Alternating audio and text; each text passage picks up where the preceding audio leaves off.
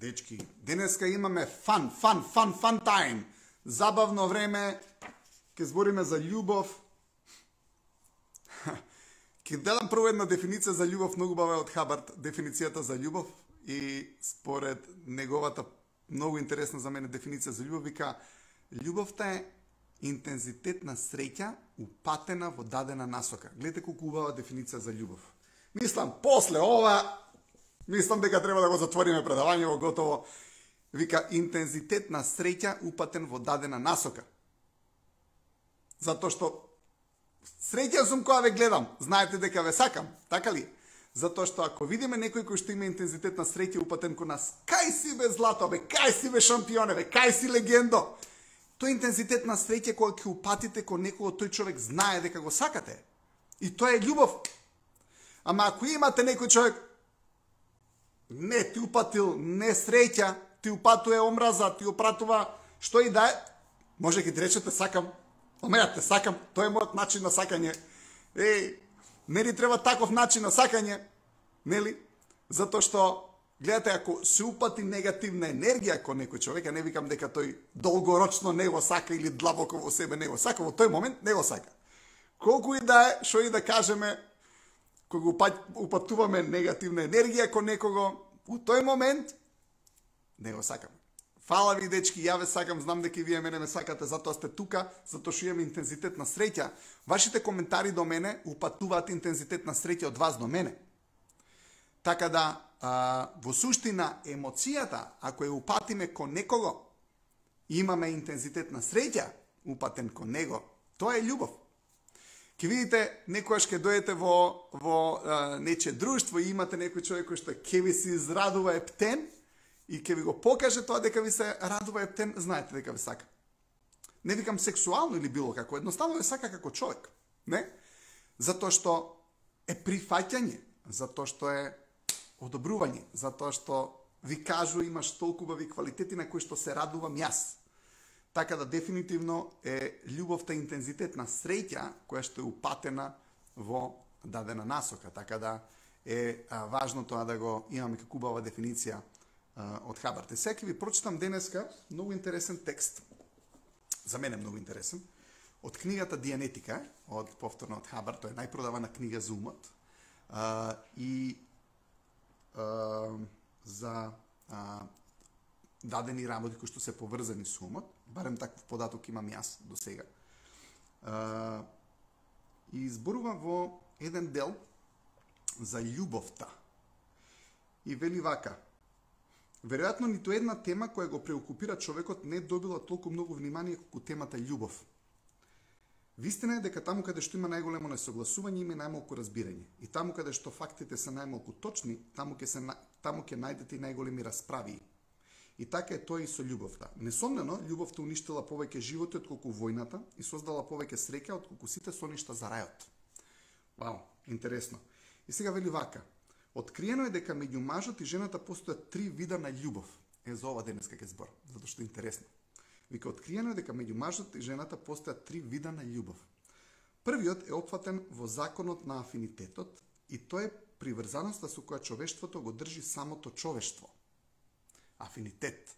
Баш ова за кое што кажав, интензитет на среќа, упатен во дадена насока, афинитет, меѓусебна почит, взаемно внимание, респект и така натаму, нели? Така да првиот тип е таа љубов која што уствари ни треба. Првиот е опфатен во законот на афинитетот и тоа е приврзаноста со која човештвото го држи самото човештво. Гледате, афинитет која ќе речеме. Афинитетот подразбира многу работи. Афинитетот подразбира љубов, но афинитетот подразбира и одговорност за друг човек. Колку повеќе имаме афинитет за некој човек, толку повеќе сме одговорни за тој човек, толку повеќе го почитуваме тој човек и толку повеќе ќе направиме некои работи да функционираат. Затоа што афинитетот прави работите да функционираат.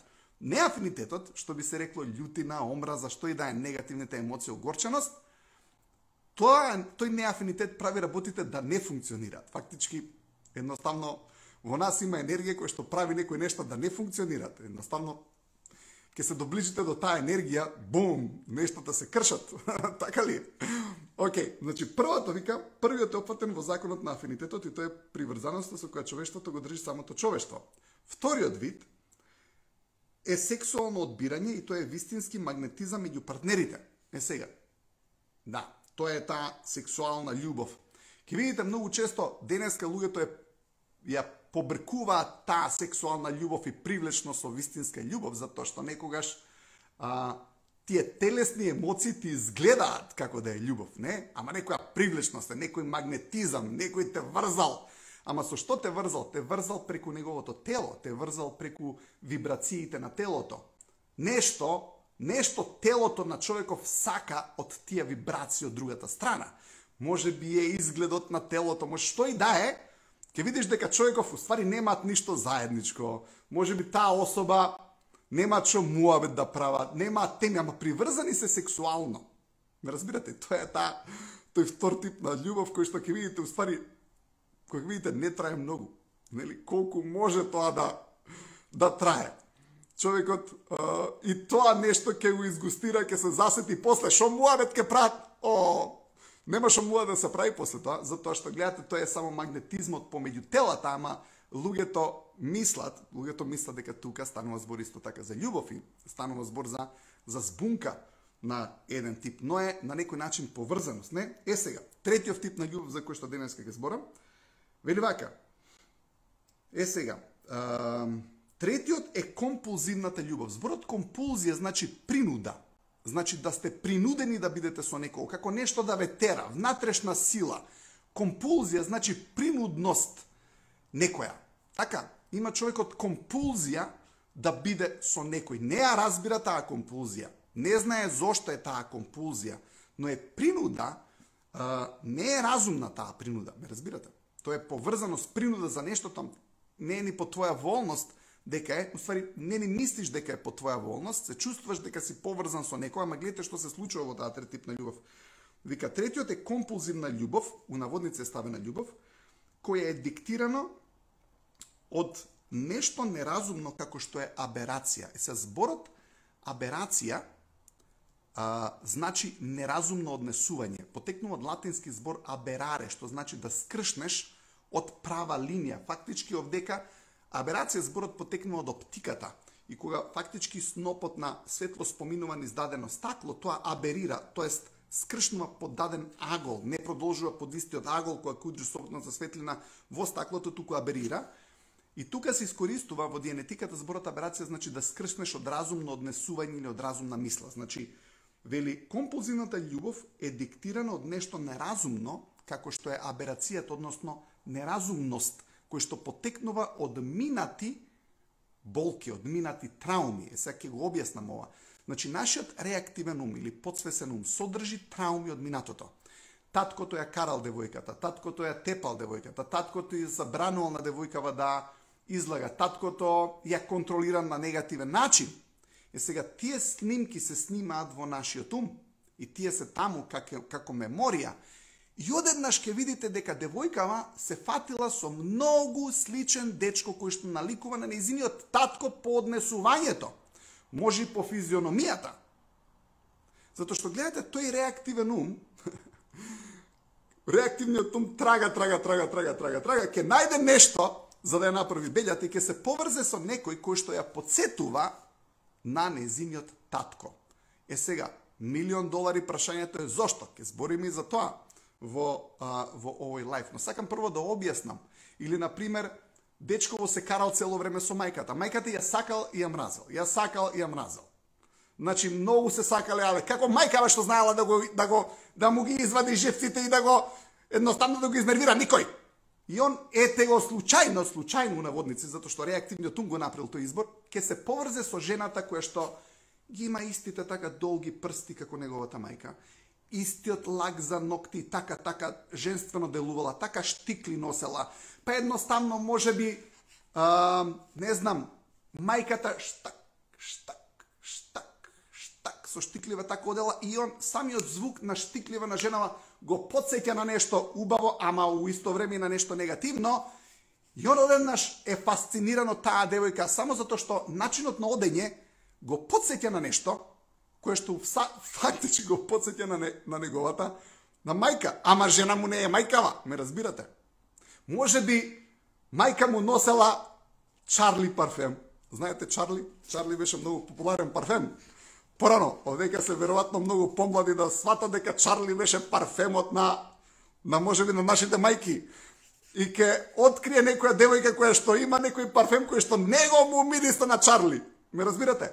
Што и да е, некако ќе се поврзе со нешто кое што е во подсвеста на неговиот ум. И се гледате што вели понатаму. Овој трет вид на љубов, диенетиката го класификува како врска помеѓу реактивни умови. Гледате, третиот тип на љубов, таа реактивна љубов е класификација како врска помеѓу реактивните умови. Таму реактивните умови се споени. Гледате, не се душите споени. Душите се споени во првиот тип на љубов, каде што едниот со другиот се сакаат, многу имаат почит, имаат афинитет, не се потсеќаат на татко му, на мајка му. Не ја потсеќа он на брати кој што он ја тепал цело време братов. И она морала да му се покорува на братот, ама сега и на него мора да му се покори. Ме разбирате? Затоа што он ја потсеќа на братот. Може би мајката носела пунџа цело време, овој се фасцинира од девојкава која ќе стави косава у пунџа, значи он е заљубен вака, так, како на том очивек што му рипа, бум, така и него, затоа што пунџа видел. Гледайте, вели овој трет вид на љубов диенетиката го класификува како врска меѓу реактивни умови. Тука имаме средба на умови, но тие умови се наоѓаат на најниско ниво на расудување што го поседува човекот. Обединети заедно како резултат на компулзија, значи принуда, мажите и жените, супружниците во бракот нема да најдат ништо друго освен таги ослабување на нивните надежи. Зошто ќе ви објаснам сега? Затоа што се активираат болните моменти од минатото. Гледайте, вика тој е псевдобрат. Псевдобрат значи некој кој што личи на братот. Ме разбирате, некој кој што личи на нејзиниот брат. Вика тој, се мисли на мажот нејзин, е псевдобрат кој редовно ја тепал. Значи, замислете, има онал брат кој што ја тепал, ја дровал од мавање, цело време бил груб кон неа, едноставно да речам, идиотски се однесувал кон неа, и она сега е поврзана со човек кој што личи за неа, за нејзиниот реактивен ум. Разбирате, за нејзиниот реактивен ум личи на нејзиниот брат. Ама нејзиниот брат во неа буди негативни емоции, она го сака, затоа што е брат. Разбирате? Ама во неа буди исто така негативни емоции, буди немир, затоа што е извор исто така и на болка во нејзината младост. Вика, тој е псевдобрат кој редовно ја тепал, или тој е псевдомајка кому морала да му се покорува. Извини, псевдотатко кому морала да му се покорува. Значи, исто така, тој може да биде очигледниот, но лажен татко на кој што она морала да му биде сервилна, морала цело време да го слуша. И случајно си викаш, судбина ли е, што е, не е судбина, реактивниот ум го одбрал истиот модел, затоа што она се морала да му се покорува, за реактивниот ум покорувањето е модел у наводници за обстанок, не е, ама така реактивниот ум сватил, ја ке се покорувам на таткото поради тоа што, а татко цело време е груб, цело време вика и она се научила се покорува, и сега реактивниот ум го знае тој шаблон на покорување, и не ја привлекуваат мажи кои што се груби, бре, црст треба да е, бре, тој е муж да удри, бре, со раката на маса, ама за неа тој е маж. Ме разбирате? За неа не е маж некој кој што, ама гледате, тој е реактивниот ум го прави тој избор. Она така мисли дека треба. И сега, во тој момент, гледате дека реактивниот ум го прави изборот, и она сега научена да се покорува на нејзиниот татко, се покорува на нејзиниот маж кој што фактички е псевдотатко, лажен, но очигледен, у наводници, татко. И она сега стравот од мажот не е од мажот, стравот е од таткото, ама мажот наликува на таткото по некои ситуации, може мустаки носел и тој, може би таков карактер имал груб, може би бил антагонистичен. И сега што се случува, прави избор на таков маж. Гледайте, замислете сцена. Таткото бил суров, може би бил груб. И сакал така, затоа што тој така мислел, дека така треба да ја направи неговата керка да биде како што треба. Ама он исто така и бил у исто време и заштитник од мајки кој што исто така ја нервирала. Татко и деја критикувал, деја карал, ама деј бил заштитник. Не? Тоа е свесно имено во тој подсвесен ум.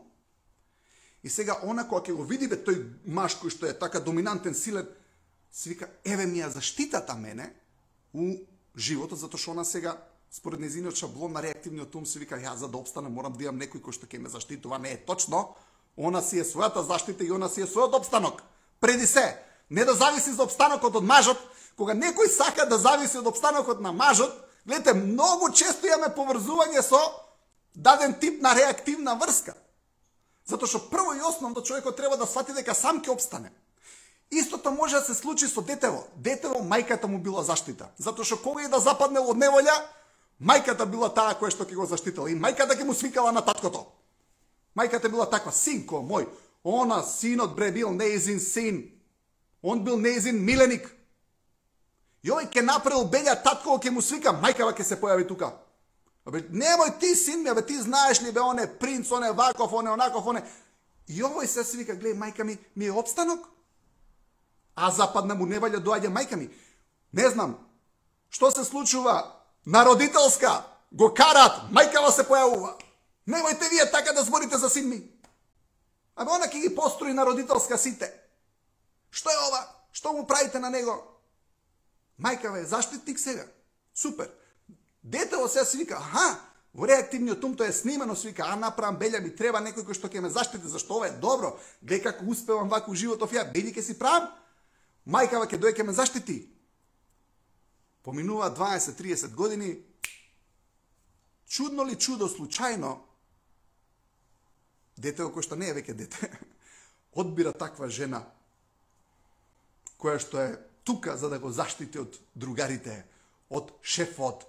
Едноставно ќе му каже, бре, ти си најдобар, бе, немој ти така да им подлегнуваш, бе, кои се тие, бе, другари, бе, така да зборат за тебе, абе, покажи им се, бе, биди маж, бе, оне ќе му рече, биди маж, бе, биди маж, иди, направи муабет со шефот. Ама она кога ќе му каже, биди маж, бе, он уствари го инвалидизира, затоа што му кажува дека не е маж.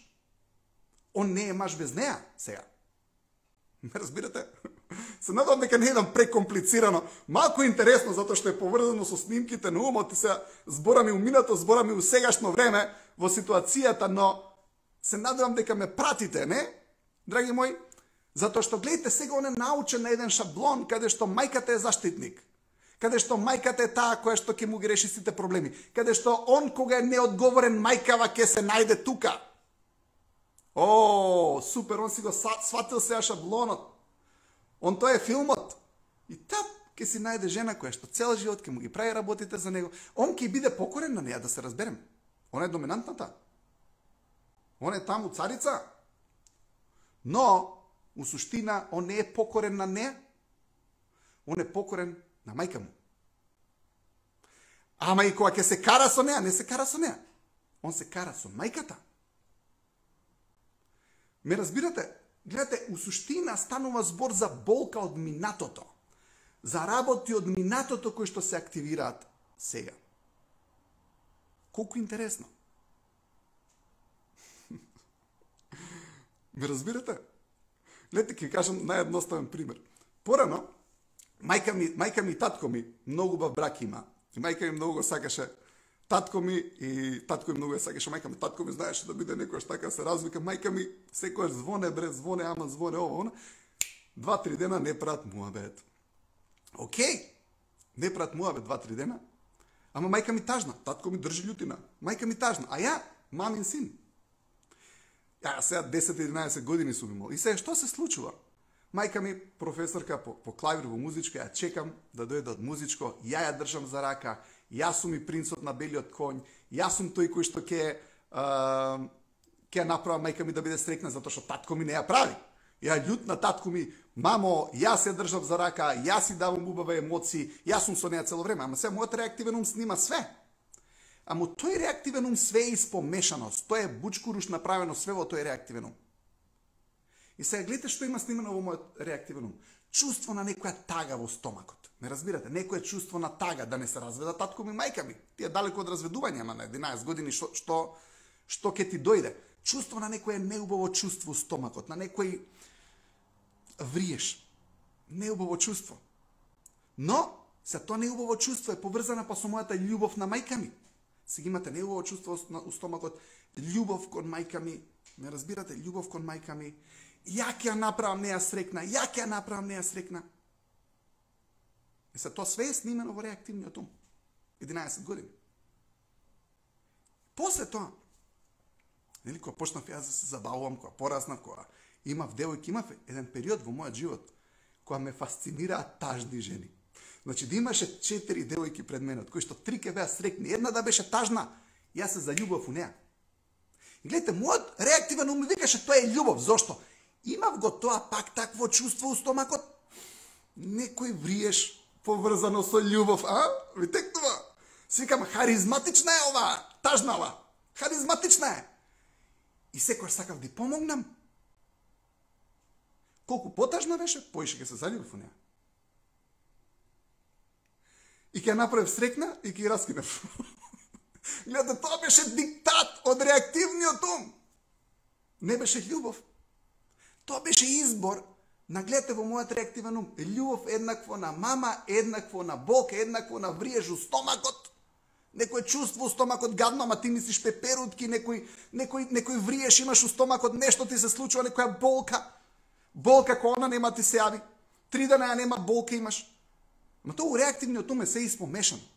Болката у стомакот, заедно со љубовта, заедно со тагата, заедно со чувството дека ти си принцот на белиот кон кој што мора да ја спасиш. И ќе ја спасиш. Ама нема неа да ја спасиш од себе. Тоа е проблемот. Ќе ја спасиш од неа. Ама од тебе нема да ја спасиш. Зашто? Затоа што ти ќе драматизираш врз неа. Ме разбирате? Ние ќе ги спасиме добро, од што? Од нив. Ама од нас нема да ги спасиме. Затоа што реактивниот ум ја направил врската и ја го направил изборот. Ме разбирате ли што сакам да ви кажам? Е сега некојаш таа болка во стомакот, тоа чувство, леле, не ми се јава 3 дена, не ми се јава волку. Имам нешто во чувството во стомакот, тоа гарант е љубов. И ми викам, слушај, провери да не е хеликобактер пилори прво. Се шалам. Се шегувам. Немој да ми го земе тоа за зло. Така некој ќе дое, леле, тежини имам некој у стомакот. Хеликобактер да провериш прво. Се шегувам, нема врска со хеликобактер пилори. Но има врска со, може би е нешто кое што не го разбирам. Гледате, емоциите не се секогаш свесни, не се секогаш разумни.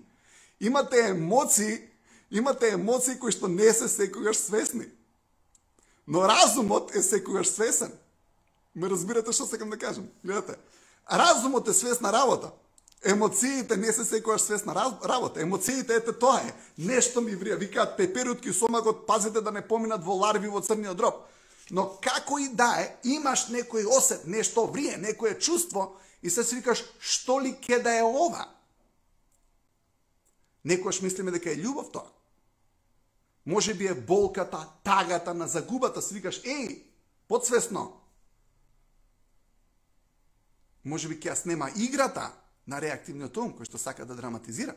Ме разбирате што сакам да ви кажам? Значи имате некој кој што јас сум одбирал псевдомајка во таа ситуација, се доека човекот не го освести тоа. Гледате, убавата работа во генетиката е тоа го освестив кога ја правев оваа техника, зашто со таа техника се бришат тие негативни мемории од твојот ум. И си викаш, леле, човече, ова беше, заради тоа ја го правев тој избор, затоа што ќе ги освестите работите. Гледате, во оваа техника се освестуваат тие работи и зашто ги правиме тие избори, затоа што многу често луѓето не се свесни. Они се свесни дека страдаат, они се свесни дека имаат болка, а во исто време викаат, го сакам. Шо сакаш? Не знам. Добро?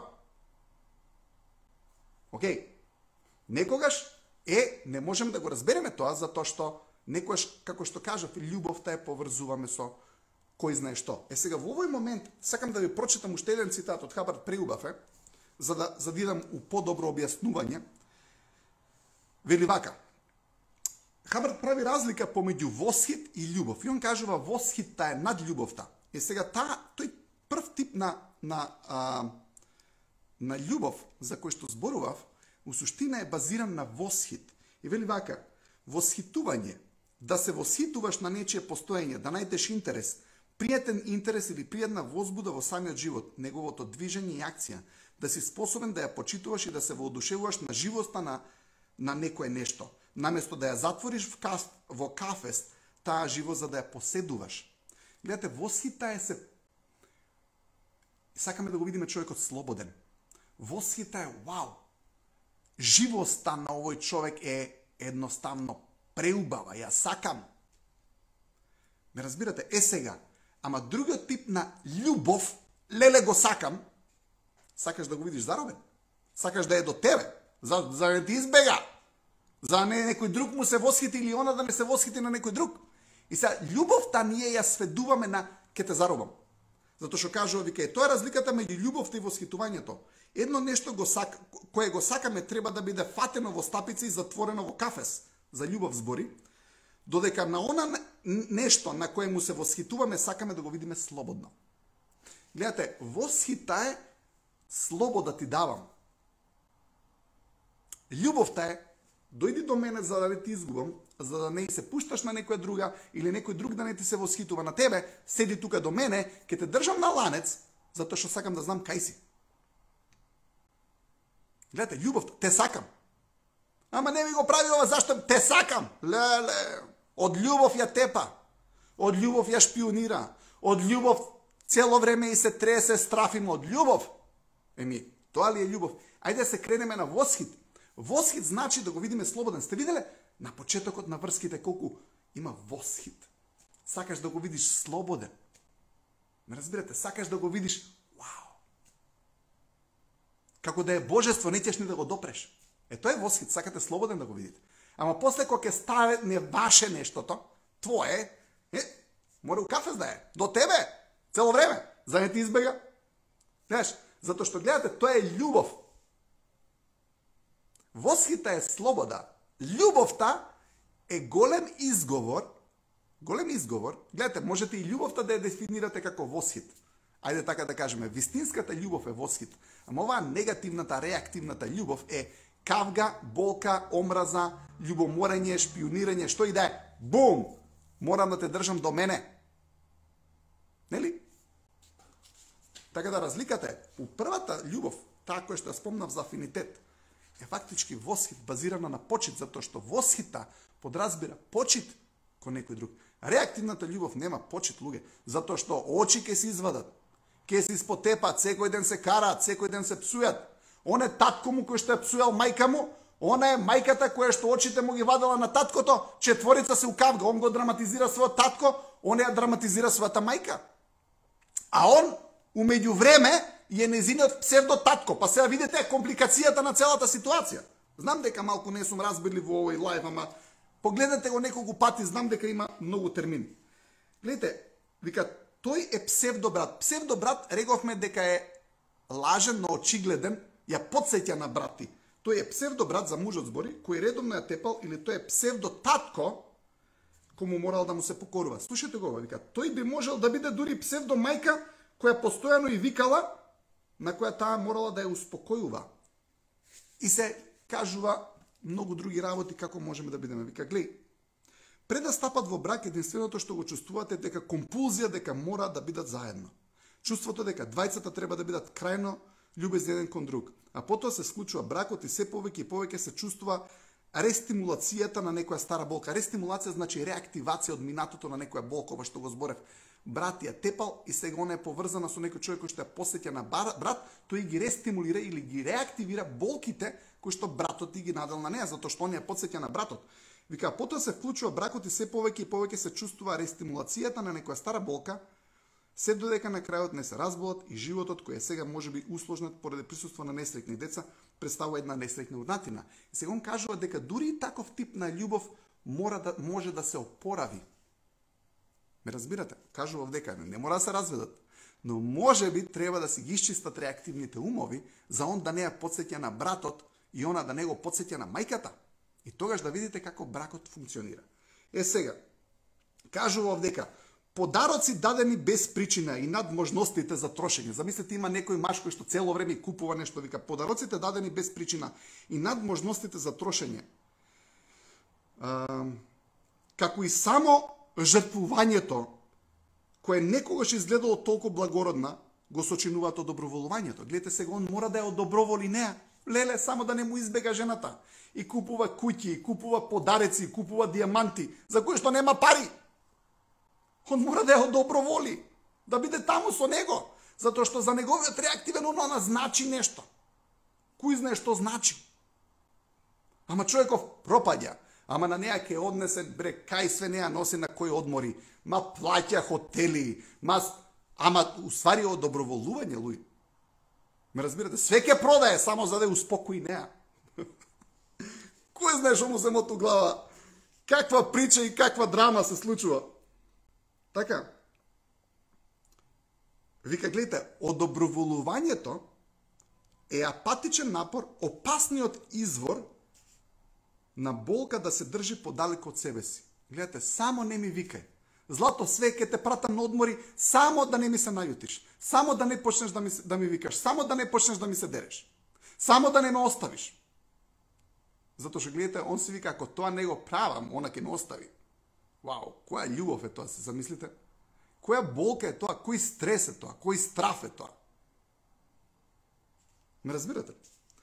Вика,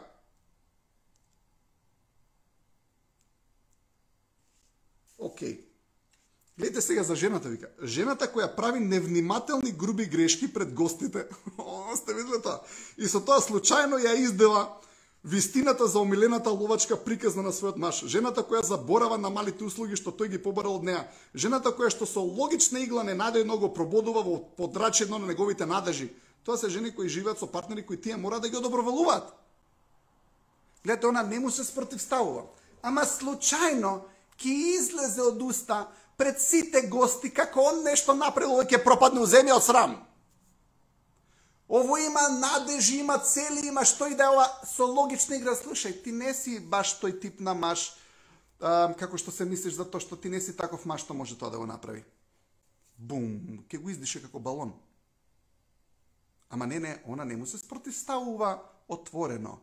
Ама само му ги подкопува сите надежи и целата среќа на човекот и целиот негов ентузијазам. Еј, Злато, тоа и тоа ќе направиме.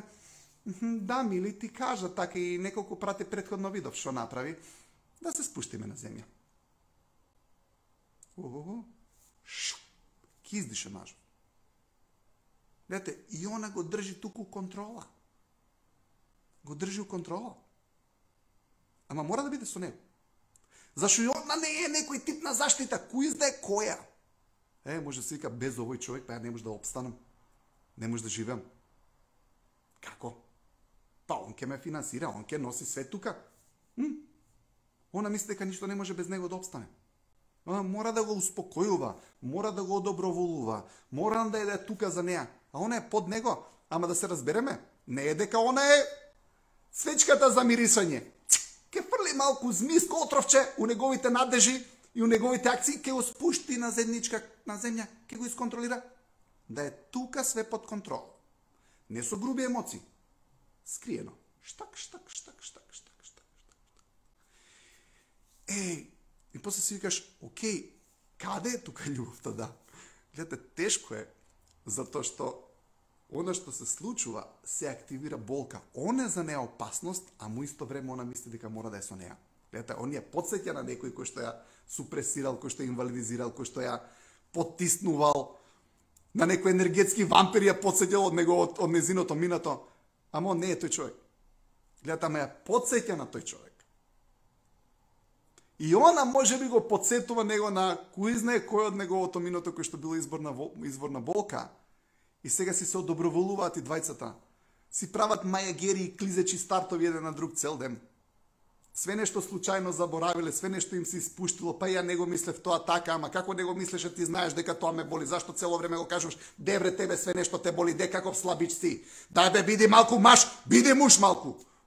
Она го тера он да биде муж, а со истото тоа го инвалидизира. Гледате, кога ќе му каже биди бе муж, му сече да не кажам што машкоста. Затоа што она е доминантната. Ама тоа се тие реактивни љубови. Затоа што имаме болка у минатото. Затоа што некој не подсеќа на нешто. Затоа што мајката на овој дечко била заштитник негов и цело време била тука за него. И он за тоа е одбрал таа девојка, за да му биде заштитник и да му биде таа што ќе му го држи стравот и таа што ќе му ја дава храброста во животот.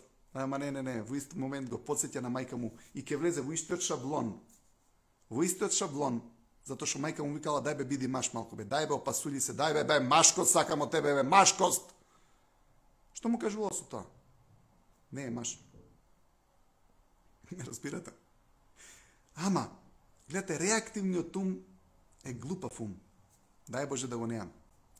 Затоа што тој ќе направи избор за да не влезе во сличен шаблон од минати далечни болки. Замислете на ваков дечко да му дадете некоја девојка, има он другарка која што е феноменална со него, која што е толку љубезна со него, која што го храни, ма он не е рецка. Ма уопште бре, не му фаќа око. Зашто? Затоа што реактивно му вика, ваму, гледаш она грубана, гледај каква е. Гледај каква е бе, храбра, силна. Ама таа не е нежна. Таа бе сака да си маш. Така му вика реактивното му. Фуп, ке се заљуби во неа. И истата прича, биди бе маш. Биди бе малку маш бе, дај покажи бе малку. Бе удри еднаш со рака бре на маса. И овој, затоа што не е тој карактер, не е таков карактер за да биде таков у наводници маш. Ке се изгуби.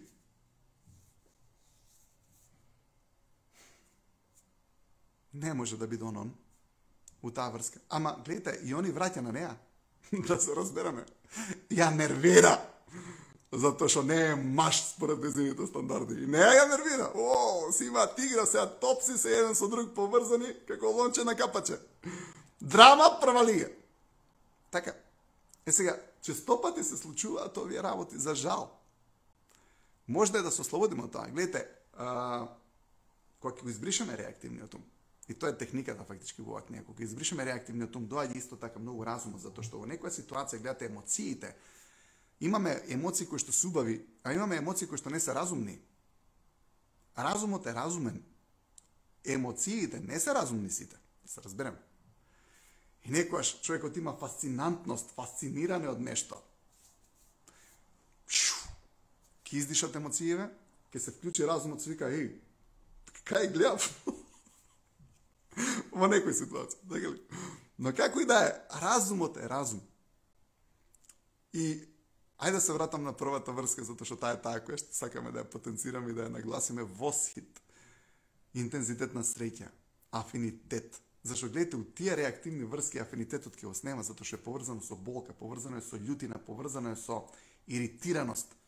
Абе, мајка му, само што он ќе го слушнал гласот на незината мајка, више интонацијата на гласот го дразни. И женичкава негова истата интонација случајно има, случајно. Он ја одбрал. Затоа што гледате, ви текнува на лајвот кога зборев за судбина, дека судбината фактички ние ја креирам. Гледате, со таква драма ќе си најдеш некој човек околу тебе и ти викаш, леле, он джигерот ме го извади. Не, ти на неја джигерот си го извадил исто. Зашто? Затоа што реактивното ми ја одбрал. Е сега, она е дел од твојата драма, за да ја засити твојата драматизација. Гледате, за да ја засити нашата драматизација. Кога ќе сме во такви врски, ние сме го одбрале тој човек. И сега ние драматизираме врз него. Ама што викаме? Леле, ние сме жртва на него. И ќе видиш оваа женава која што го одбрала тој маж. Гледате, она си искроила судбината, она е го одбрала тој доминантниот кој што ќе заштитува пред сите и пред светот, ама мора си мирна. Не, мора си мирна. Мора она да е покорна, мора да е... Зато што он е таков. И се она го избрала тој. И се вика, душата ми ја вади. Ами она на него. Ке зададе по некој удар. Нели? Под севаница. Која не гледа. Така да гледате, она си го одбрала него, он ја одбрал неа. Драма, колку сакаш. И у суштина, се она што се случува е, ние си ја правиме луѓе драмата во нашиот живот. И кога зборев за судбина, гледате, кармички, судбински, како и да е, некои луѓе се тука. И маста ќе се извадат еден со друг, но па на крај крајшта, ајде да кажем, у наводници, им е интересно, затоа што има драма. Е сега, некојаш не сме научени без драма, затоа што сакаме да драмиме, и колку помалку имаш драма, се викаш нека ти фали, ама тоа е само желба на реактивниот ум. Гледате, реактивниот ум сака таква драма. Не сакаме ние таква драма. Реактивниот ум ја бара таа драма. Он ги сака тие ликови околу него за да го драматизира тоа што го има веќе во неговиот реактивен ум. Гледате, он се покорувал. Она се покорувала на таткото. Таткото бил доминантен. Сега, дечково, мажот исто се однесува спрема неа. И она се вика, кај ги наоѓам, баш убаво, кај ги наоѓам, и баш ги користи како што треба зборот, кај ги наоѓам муживе. Баш така, ти ги наоѓаш. Не знам, кај ги наоѓаш, пред тебе се. Ама друг муж ќе ги покажеш, види го ова штубаво дете, види го колку е фин, колку е мил. Не, бре. Ето што реактивниот ум доминира тука. Он сака да го направи реактивниот избор. Не, сврти главата малку, гледај. Ако правиш цело време една иста грешка, поврзано е со нешто кое што е во нашиот ум. Тоа е некој тип на шаблон, тоа е некој тип на модел. И гледате, треба да се смени. Ама за да го видиме зашто да го правиме тоа, многу е важно и често пати ни треба човекот да го освести подсвесниот ум. Да види од кај тоа му потекнува и зошто. И гледате, кога ќе го анулираме реактивниот ум, многу помалку ни фали таква драма во животот, многу повеќе ни треба вистински љубов. Затоа што гледате, таа вистинска љубов е таа која што ви треба, затоа што тоа е нештото кое што ќе ви успокои, кое што ќе ви даде мирна вибрација на душата. Но преди се мора да работиме на себе и мора да си го исчистиме својот реактивен ум и мораме да едноставно сватиме зашто некои избори ги правиме, зашто цело време грешиме, затоа што гледате, еднаш, два пати окей, ама 34 пати да сгрешиш, секој човек ќе се замисли, нели зашто ова го правам. Мај да се вратам повторно на цитатот, субаво да завршиме. Восхитување. Да се восхитуваш на нечие постоење. Колку да се восхитуваш на тоа постоење. Да најдеш интерес, пријатен интерес или пријатна возбуда во самиот живот, неговото движење и акција. Ето на почетокот бил восхитен од незиното движење. Акцијата или што и да е. Вика, да си способен да ја почитуваш и да се воодушевуваш на живоста на некое нешто, наместо да ја затвориш во кафес таа живост за да ја поседуваш. Таа е разликата меѓу љубовта и восхитувањето. Едно нешто кое го сакаме треба да биде фатено во стапици и затворено во кафес. Тоа е таа реактивна љубов. Додека на она нешто на кое му се восхитуваме, сакаме да го видиме слободно. Видите? Тоа е афинитетот. И секој човек си има своја драма. Ме разбирате? Имате девојка која што ќе рече, сакам да сум слободна. Јас сакам да сум слободна. Никој не ќам ништо да ми каже, не ќам да ме контролира. Зашто? Протестира против татко кој што ја контролирали мајки. Ама дечко не ќе ништо да ја контролира, не ќе ништо да ја направи. Ама она сака да е слободна. Не бре, нит му кажува кајде, ќе отиде на одмор со другарки сама, ќе отиде у Ниш на кафе. Не му кажува ништо. Па фала Богу дека овој љубоморен ќе стане. Ама она драматизира, сакам да сум само слободна. А одговорност малку става слободна. А комуникација, а одговорност за другиот човек, би било добро. Не разбирате? Или она ќе се заљуби од него. Леле, види го колку е. Абе, каков е харизматичен. Ми се свиѓа начинот колку е бре фраериште у кафана. Абе, он е животот у кафаната, абе, колку е фантастичен.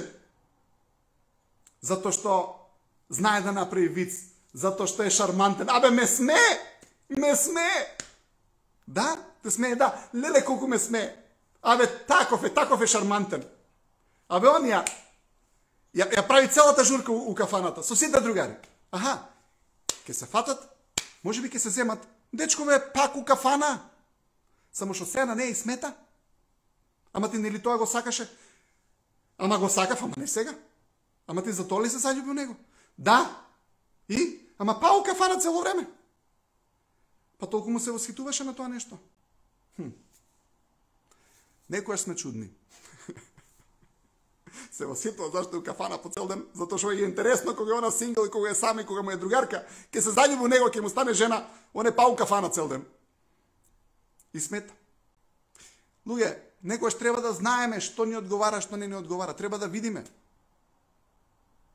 со што имаме афинитет, со што ќе се согласиме. Да, точно е дека имаме луѓе кои што ќе нема гепсаат. Но, некојаш треба да знаеме имаме ли слични работи со тие луѓе. Имаме ли заеднички цели? Каде ни оди животот? Имаме ли иднина? Така, некојаш Ние цело време даваме акцент на емоции.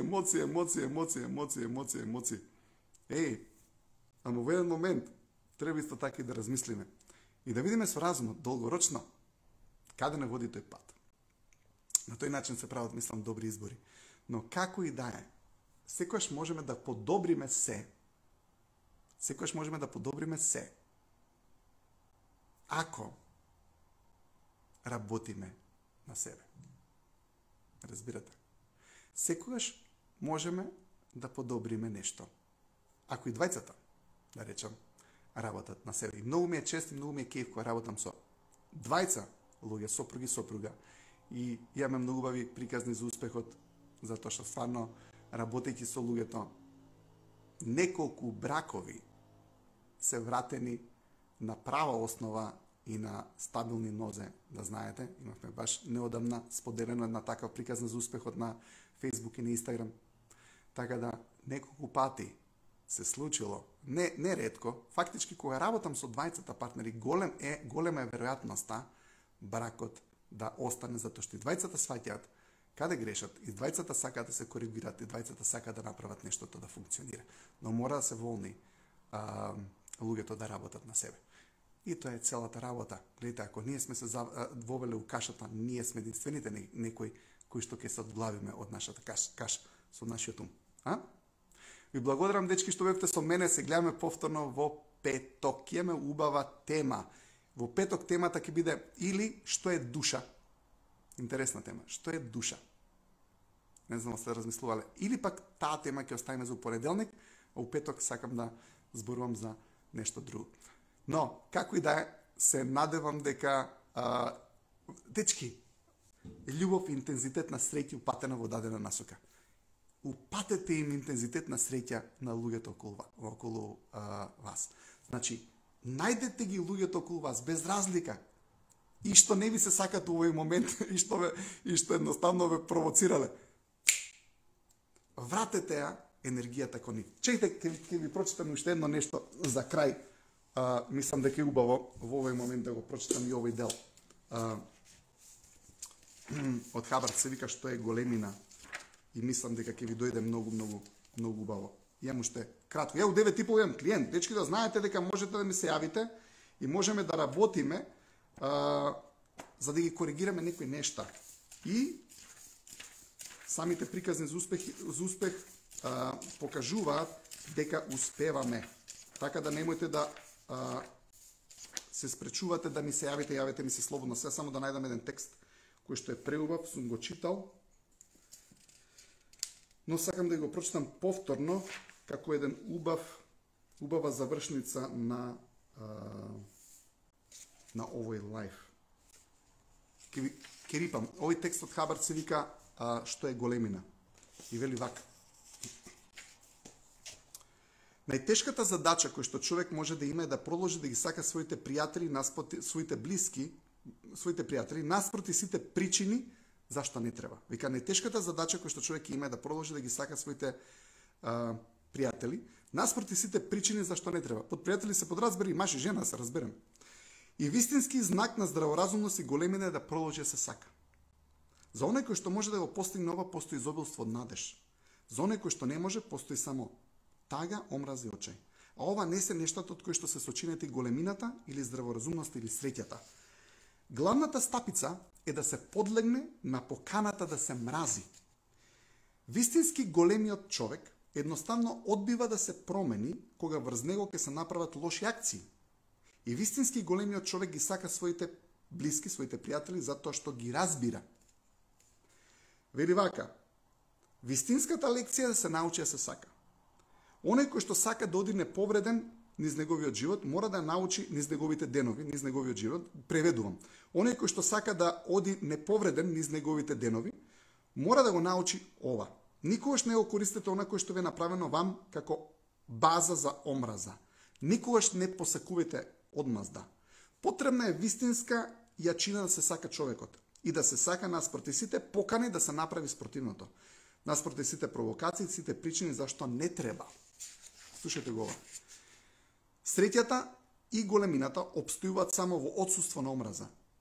Само да се мрази е патот кој што води до катастрофа. Да се сака е патот кој води до јачина. Да се сака, наспроти се, е тајната на големината. И може би ова е најголемата тајна во универзумот. Имај туба вечер. Се гледаме повторно петок. Чао.